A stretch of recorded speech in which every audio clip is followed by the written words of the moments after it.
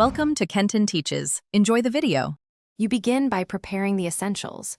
Charge the watch and phone, then enable Bluetooth and location.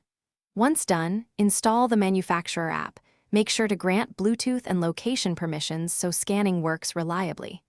Now open the app and choose Add Device. Put the watch into pairing mode following its quick press or long press instructions. The app will scan. When you see the watch name, tap it. This first pairing step creates the secure link that lets features sync in later steps, so do it carefully. Once paired, continue by confirming any numeric code or pairing prompt. This authenticates the connection. Next, accept notification and health data permissions so the watch can mirror calls, messages, and activity. Then configure sync frequency and choose watch faces. These options control battery and data use, so pick longer intervals if you want more battery life.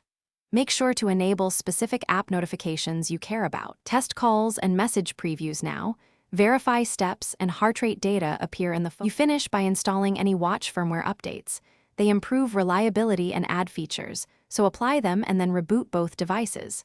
Next, personalize shortcuts, set Do Not Disturb schedules, and tweak display brightness to save battery. Make sure automatic sync is enabled for workouts or sleep tracking. If something goes wrong, first toggle Bluetooth and restart phone and watch. This clears transient issues.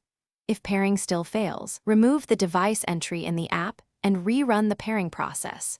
That usually clears corrupted pairings and restores normal operation.